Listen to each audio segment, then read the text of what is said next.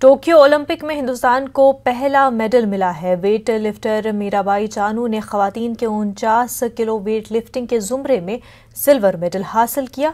वज़ीर-ए-आज़म नरेंद्र मोदी ने ट्वीट करके मीराबाई चानू को मुबारकबाद दी। वाज़ रहे कि वेट लिफ्टिंग में 24 साल बाद मेडल हासिल हुआ है। 24 साल कब्ल के मलेश्वरी ने वेट लिफ्टिंग में मेडल हासिल किया था।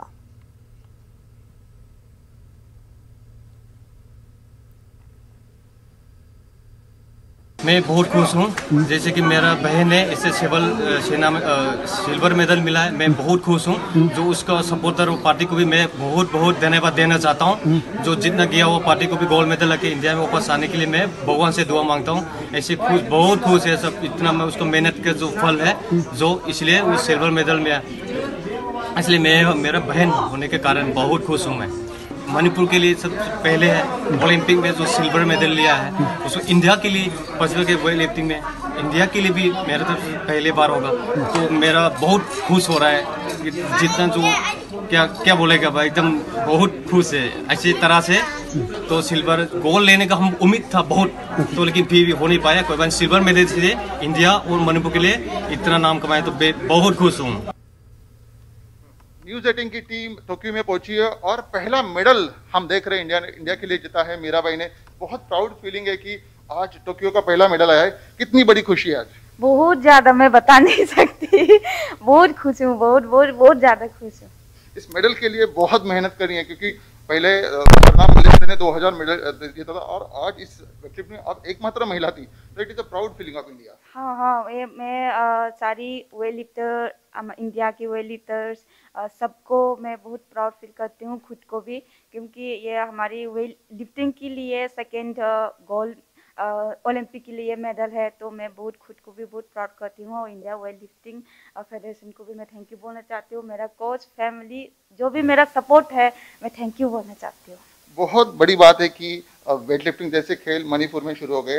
वेट लिफ्टिंग खेल में इस मेडल के लिए क्या मेहनत की आपने? बहुत ही ज़्यादा मेहनत किया है मैंने, बहुत सेक्रीफाइस किया है कि ये टोक्यो ओलंपिक में मुझे मेडल लेना था। तो इसकी वजह से मैंने सब कुछ सेक्रीफाइस किया है। मैं घर पे इतना नहीं जाती क्योंकि मुझे ट्रेनिंग में बहुत प्यार है मुझे। तो मेहनत भी बहुत ज़्यादा किया है मैंने ये मेडल के लिए। आखिर ये मेडल इंडिया ने जीता है और नया इतिहास रचा है। चानू, आपको न्यूज़ 18 टीम से बहुत शुक्रिया। Thank you so much, thank you. Akhilesh Yadav ने ट्वीट किया है। अखिलेश यादव ने मीराबाई चानू को मुबारकबाद दी है। मीराबाई चानू ने मुल्क के लिए पहला मेडल हासिल किया है। अखिलेश यादव लिखते हैं, टोक्यो ओलंपिक में सिल्वर मेडल हासिल किया गया है।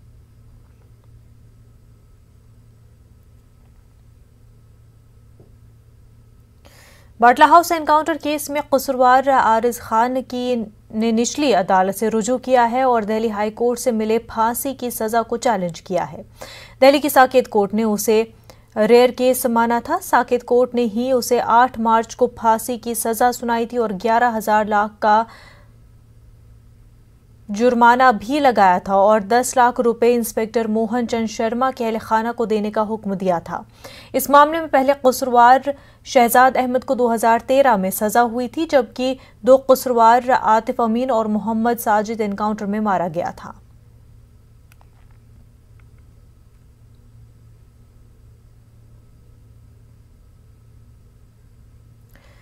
फैश फिल्मों की तैयारी मामले में राज कुंद्रा के 2 बैंक अकाउंट पर मुंबई क्राइम ब्रांच की नजर है। क्राइम ब्रांच जांच में जुटी हुई है।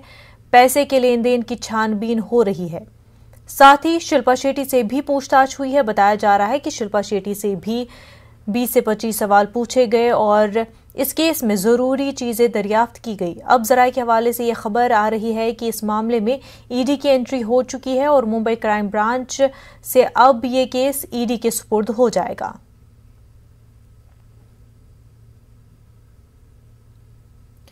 महाराष्ट्र इन दिनों तबाही के नए दौर से गुजर रहा है। कोरोना से परेशान रियासत महाराष्ट्र में बारिश और लैंडस्लाइड से अमवात की तादाद 138 से ज्यादा है। 50 से ज्यादा अफराद लापता है। रायगढ़ में 6 लैंडस्लाइड के नतीजे में अब तक 50 से ज्यादा अफराद की मौत हो चुकी है। मिट्टी के तोदों में अब भी 50-60 से ज्यादा लोगों के दबे होने का अंदेशा है। नेवी और एनडीआरएफ की टीमें लगातार अपनी कोशिशों में मसरूफ है। सीएम उद्धव ठाकरे भी करीब से जायजा ले रहे हैं। सैलाब से मुतासर अफराद को मुफ्त में अनाज, केरोसिन तेल, खाना पहुंचाया जा रहा है। वहीं मुतासरा अफराद को महफूज मकाम पर पहुंचाया जा रहा है। लोगों के आंसू है कि थम नहीं रहे हैं। अपनों को खोने का दर्द, घर बार और जायदाद के बर्बाद हो जाने के बाद मुस्तकबिल का खौफ भी उनकी आंखों से मुतरशा है।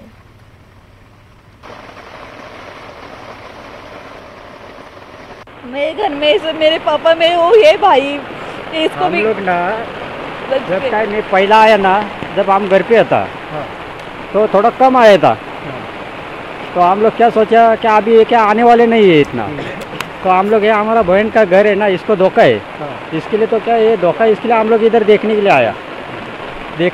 2 मिनट भी नहीं इधर रुका तो मेरे पीछे से मेरा फैमिली भाग गया। फैमिली भागने के बाद जैसा वो पीछे से छूटा वैसा मैं डायरेक्ट आगे भागने को लगा हम लोग। अब पीछे 1 सेकंड नहीं पीछे देखते तो पूरा ये पीछे ऐसा हुआ। पहचान वाला मतलब मेरा ही घर था इधर, तो हम थाना में रहते हैं। और मतलब हमें जब से समझा परसों रात को, तब से चैन नहीं मिल रहा है। हम कब से पानी भरा था तो इसलिए आ भी नहीं पा रहे थे। जब पानी थोड़ा गए तब भी हम दोपहर को बैठे, भी शाम को, और आ गए इधर रात को 2 बजे पहुँचे। ऊपर आने के लिए जेंट्स लोग आके गए, लेकिन कुछ समझा नहीं, कुछ दिखा नहीं, क्या करेंगे। हम बोले हम सुबह चलते हैं आपको लेके। देखे तो अभी कुछ भी नहीं दिख रहा है, नहीं मेरा घर दिख रहा है, नहीं मेरे लोग दिख रहे, नहीं आजू बाजू के लोग दिख रहे, कोई नहीं दिख रहा है। आपके फैमिली के लोग सेफ है? मेरी फैमिली के लोग सेफ है, किसी को चोट भी आई है किस को, लेकिन ठीक है। वो कोल्हापुर में तो परिस्थिति थोड़ी ज्यादा बिकट है। वो खेती का भी नुकसान बहुत हुआ है। कुछ गांव को भी पानी का सब घेरा है, वो गांव भी पानी में डूब गए हैं। वो नुकसान तो बहुत किसानों का और गांवों का भी हुआ है। अभी जो कृष्णे का जो फ्लो था वो थोड़ा स्लो फ्लो था, इसलिए कई गांव पानी में लपेट में आए। लेकिन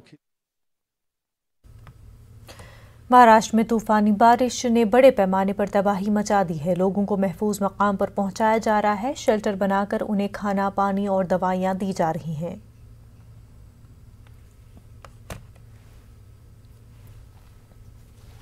अभी इधर सिरोल तहसील में राजापुरवाड़ी, कुरंदवाड़ इलाका में कृष्णा नदी का फ्लो बढ़ते सभी गांव में पानी का लेवल बढ़ गया था। उसी का अनुसार लोकल प्रशासन के मदद से और हमारा टीम एनडीआरएफ से तीनों गांव से बहुत आदमी को एवैक्यूएट किया। उसका एवैक्यूएशन सेंटर श्री गुरुदत्त कारखाना में दिया गया।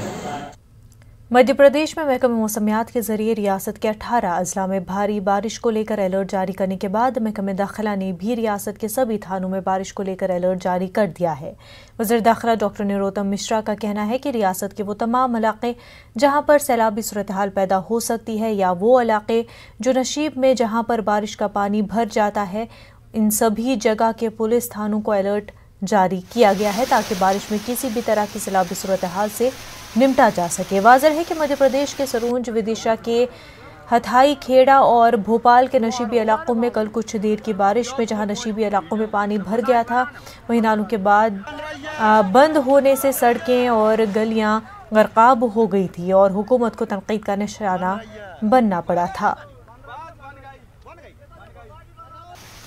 हमारे नुमाइंदे मेहताब आलम बराह रास्त हमारे साथ जुड़ चुके। मेहताब आलम, बारिश के चलते मध्य प्रदेश के कई इलाकों में अलर्ट जारी कर दिया गया है।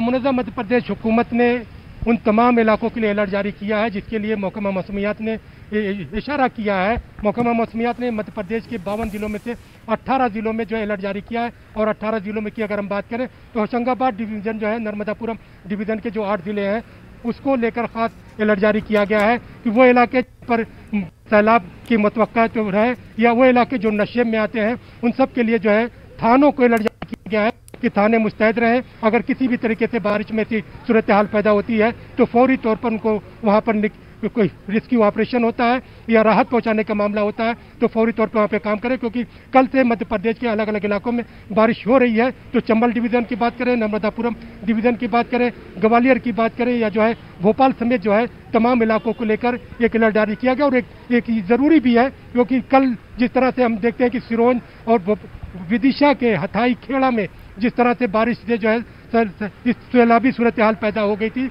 और वहाँ के घरों में पानी दाखिल होने के बाद बहुत से कच्चे मकान जो थे वो गिर गए थे, तो वहाँ पर हुकूमत की बहुत सारी जगहों पर तनकीद का निशाना बनना पड़ा था, तो हुकूमत ने उसको देखते हुए एक बड़ा फैसला किया है। मुनज़्ज़ा। बिल्कुल मेहताब आलम, बेहद शुक्रिया आपका तमाम फिर तफसीलात के लिए। ब्रेक के बाद आपका खैर मकदम है। वज़ीर दाखिला अमित शाह मेघालय के 2 रोज़ा दौरे पर हैं। आज अमित शाह शिलोंग पहुंचे, जहां उनका शानदार इस्तकबाल किया गया। मेघालय में मशरक़ी रियासतों के वज़राए आला से मुलाकात करेंगे और सरहदों के मसले पर तबादले ख्याल करेंगे।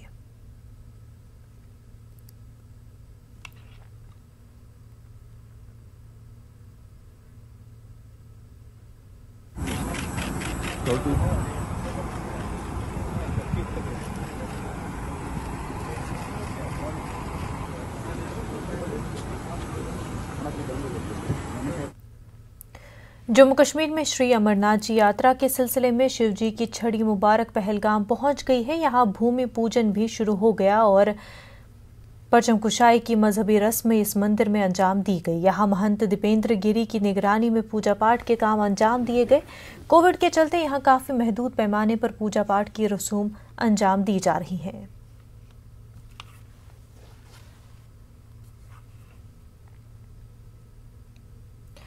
कर्नाटक के सोशल एक्टिविस्ट आलम पाशा ने रियासती वजीर मरगेश नरानी पर संगीन इल्जाम आयद किए हैं। शाह आलम ने एम नरानी और उनके भाई पर गरीब किसानों की मेहनत मजदूरी का पैसा लूटने का इल्जाम आयद किया है। उन्होंने कहा कि ये दोनों मिलकर हजारों करोड़ रुपयों का घोटाला किया है। इस सिलसिले में एडीजीपी को शिकायत की गई है। मेरे जितने जमीनात थे ये चंद मिनिस्टर और चीफ मिनिस्टर गोलमाल करके पूरा लिए है ना, मेरा सिग्नेचर, मुझे पूरा पापर बने। अब यही चीज में केस चल रहा है, इनको अरेस्ट नहीं करना, इनको फला नहीं करना करके उन्होंने चीफ मिनिस्टर मंत्री बन के पूरा आगे लेके जा रहे। मुझे कोई सिक्योरिटी, मेरे माल की, मेरी जान की हिफाजत नहीं है। अब इसी मौके पे नॉर्थ कर्नाटका यानी बागलकोट, बेलगाम, ये एरिया से हजारों के लोग से मेरी बात जो हो रही है, इन्होंने जो अप्रोच कर रहे हैं, इनके साथ पूरा फोर्जरी होके एक श्री विजया सहकारी क्रेडिट कोऑपरेटिव बैंक के नाम से मुर्गेश निरानी बना के अपना पूरा ब्लैक मनी जितना लोगों का है, इनका टीम का, वो पैसा उसमें कैश डिपॉजिट करते हैं। और दूसरी वो बैंक ऑफ इंडिया से इन लोग वो हजारों के लोगों के ऊपर लोन लेके, किसान क्रेडिट कार्ड के नाम से लोन लेके, जो लोन में इन्हों गन्ने की पेरवाई करना, इन्हों दवा चीज डालना ट्रैक्टर के ऊपर, वो छोड़ के ये बैंक में बगैर इनको मालूम हो के, बगैर इनके वो लोगों को मालूम है कि हजारों को करोड़ रुपया का पैसा उठा के ये बैंक में डाल के, जैसा मेरे साथ हुआ था ऐसा हजारों के साथ ये लोगों का हो रहा है। मुल्क भर में प्रधानमंत्री गरीब कल्याण अन्न योजना चलाई जा रही है। इसी के तहत आज गाजियाबाद में एमपीवी के सिंह और राकेश कुमार सिंह ने लोगों में राशन तकसीम किया। गाजियाबाद में 4 लाख से ज्यादा राशन कार्ड रखने वाले लोगों में राशन तकसीम किया जा रहा है।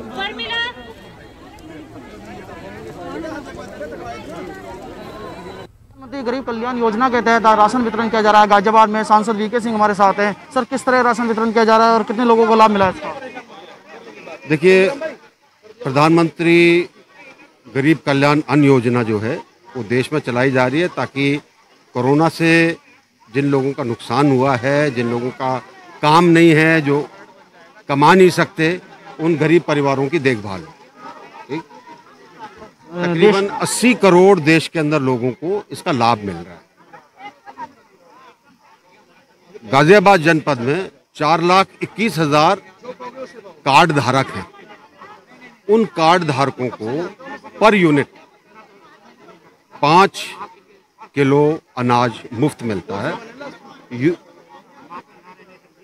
इन 4,21,000 के अंदर 18 लाख यूनिट हैं, यानी कि अगर 1 यूनिट है तो 5 किलो मिलेगा, 2 है तो 10 मिलेगा, 3 है तो 15 मिलेगा, 4 है तो 20 मिलेगा। ये इसका एक ढांचा है। तो आज हमने तकरीबन 50 लोगों को इसके तहत थैलों के अंदर उनका जो यूनिट के हिसाब से जितना बनता है वो उनको दिया है। सर, योगी आदित्यनाथ के द्वारा बाल विकास योजना भी चलाई गई है, जो कोविड में माता पिता जिनके बिछड़ गए हैं, उस पर भी क्या कहना है आपका? उसका प्रशासन के पास उसके निर्देश आ गए हैं। ठीक है, हर काम के अंदर थोड़ा समय लगता है, ठीक है। अगर हम सोचें कि आज ही हम बिजली का बटन दबाएंगे सब कुछ बदल जाएगा, नहीं होगा। सरकार अपनी तरफ से पूरी पारदर्शिता के साथ कोशिश कर रही है कि सबका भला। ये वीके सिंह हमारे साथ थे, इन्होंने साफ तौर पर कहा है कि 50 लोगों को राशन यहाँ पर वितरण किया गया और बहुत ही गरीब कल्याण योजना के तहत देश भर में राशन वितरण किया जा रहा है। रोहित सिंह, न्यूज़ 18 गाजियाबाद। दिल्ली में यमुना नदी में इन दिनों जहरीली झाग का अंबार है। जहरीली झाग नदी पर लेयर दर लेयर तैर रही है, जिसके नदी पानी और पानी में रहने वाली हयातियात को सख्त खतरा है। दिल्ली में और यमुना नदी में मुतसल शहरों की सारी गंदगियां इसी नदी में जा रही हैं। फैक्ट्रियों से निकलने वाली खतरनाक और जहरीली अद्विया और केमिकल इस नदी को मजीद जहरीली करने के जिम्मेदार हैं। सरकारें अपने दावे तो करती है, लेकिन दावों का असर देखने को नहीं मिलता। ये सारा का सारा हमारा अपना बेवकूफ़ी है और हमारे साथ साथ हमारा सरकार भी रेस्पॉन्सिबल है, क्योंकि हम जितने बेवकूफ़ होते जा रहे हैं इस जमुना के अंदर ही सब कुछ डाले जा रहे हैं। अपने घर का सारा कूड़ा तो डाल ही रहे हैं, बहुत सारे कास्टिक सोडा भी डाल रहे हैं, बहुत सारे केमिकल भी डाल रहे हैं फैक्ट्रियों के ज़रिए। इस चीज़ को हम भी नहीं रोक पा रहे हैं और सरकार भी नहीं रोक पा रही है, जिसकी वजह से इसकी सबसे बड़ा दूषित परिणाम जो निकल रहा है वो हमें ही मिल रहा है, क्योंकि इसी से जो खेती हो रही है, सब्जियों की खेती और बहुत सारी चीज़ों की खेती हो रही है, वो सारी की सारी उसको हम खा खुद रहे हैं और जिसकी वजह से हम खुद बीमार हो रहे हैं। आज इस पानी में इतना ज़्यादा कैंसरियस एलिमेंट आ चुका है कि हम जो भी खा रहे हैं वो सारा का सारा हमारे बॉडी में जा रहा है और हमको बहुत ज़्यादा नुकसान पहुंचा रहा है। कोरोना वबा के दौरान बाहमी इमदाद और इन्हिसार का जज्बा मुस्तहकम हुआ है। मुल्क इस वबा से मुतहिद होकर मुकाबला कर रहा है। टीकाकारी के ऐलान के बाद हम बेहतर ताउन करें, जिससे हम कोरोना को मात देने की जानिब कदम बढ़ा सके। नेटवर्क 18 इस मुहिम में हर कदम पर आपके साथ रहेगा। जब तक सभी महफूज नहीं होते तब तक कोई भी महफूज नहीं होगा। इसी सोच की बुनियाद पर हमारी मुहिम संजीवनी का मकसद ये यकीनी बनाना है कि वैक्सीन पाना सभी हिंदुस्तानियों का हक है।